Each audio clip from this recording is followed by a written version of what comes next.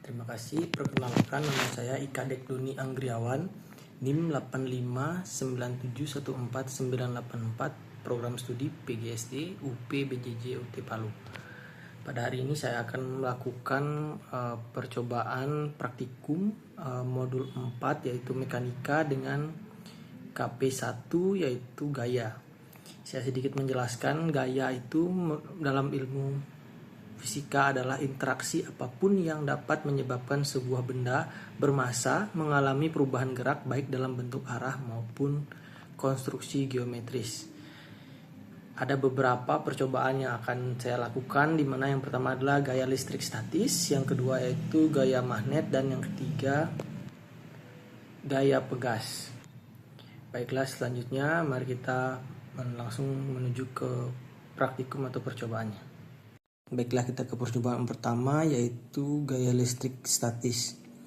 Gaya listrik statis adalah gaya yang muncul akibat interaksi antara benda bermuatan listrik, baik saling tarik-menarik maupun tolak-menolak. Adapun tujuan dari praktikum gaya listrik statis ini yaitu untuk mengetahui bagaimana muatan listrik berbentuk pada benda dan memahami pengaruhnya dalam menimbulkan gaya tarik atau tolak antar benda bermuatan. Jadi di sini ada alat dan bahan yang akan digunakan yaitu penggaris, kertas kecil-kecil yang sudah disobek-sobek menjadi kecil-kecil, kemudian rambut seseorang yang tebal dan kering untuk digosokkan sehingga menimbulkan gaya listrik statis. Baiklah, mari kita lakukan percobaannya. Baiklah, kita gosokkan di rambut.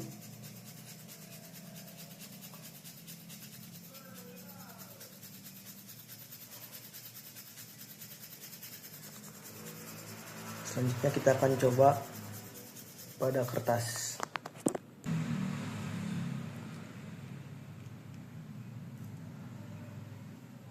Terlihat kertas tertarik oleh gaya listrik statis. Kertas akan tertarik sebagai bukti adanya gaya listrik. Jadi dapat disimpulkan setelah penggaris digosokkan pada rambut yang mempunyai muatan listrik negatif berlebih yang dapat menarik serpihan kertas tersebut. Jadi terdapat muatan listrik setelah digosokkan di rambut. Baiklah, selanjutnya yaitu percobaan gaya magnet. Gaya magnet adalah gaya yang ditimbulkan oleh medan magnet sehingga mampu menarik atau menolak benda-benda tertentu termasuk logam seperti besi, nikel, dan kobalt. Tujuan praktikum ini yaitu untuk mengenal gaya magnet dan benda-benda yang dapat ditarik oleh magnet itu. Adapun alat dan bahan yang digunakan yaitu yang pertama ada magnet, terus ada sendok,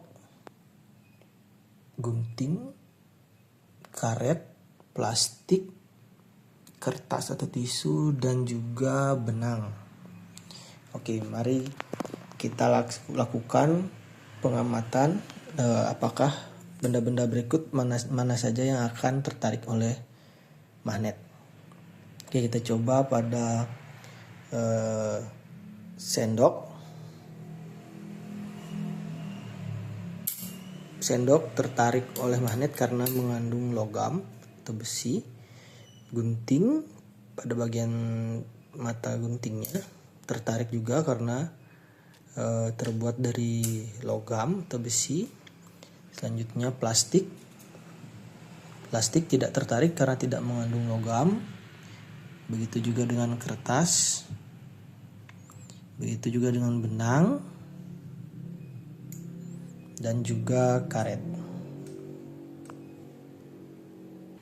Jadi dapat disimpulkan bahwa dari sekian beberapa benda ini yang dapat ditarik oleh magnet adalah benda-benda yang mengandung logam. Di antaranya adalah sendok dan juga gunting. Baiklah, untuk percobaan selanjutnya yaitu kita akan ke gaya pegas. di mana gaya pegas adalah gaya yang muncul ketika pegas ditarik atau ditekan bekerja berlawanan arah dengan gaya yang diberikan dan besarnya mengikuti hukum Hooke. Tujuan dari praktikum gaya pegas yaitu untuk mengetahui hubungan antara gaya dan pertambahan panjang dari pegas itu. Adapun alat dan bahan yang digunakan, yang pertama pengganti statim yaitu pinggiran meja ini sebagai penyangga dari pegas itu yang digunakan yaitu karet. Selanjutnya beban yang akan ditambahkan. Baiklah, kita akan mengukur panjang karet sebelum diberikan beban.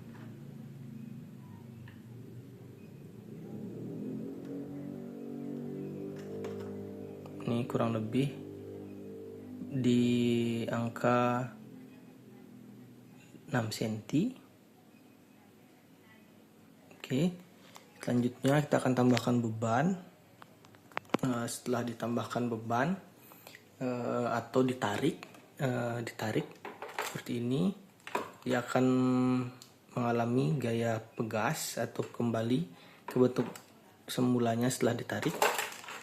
Nah, kita ukur jarak karet atau pegas setelah ditarik, yaitu sekitar 8 cm.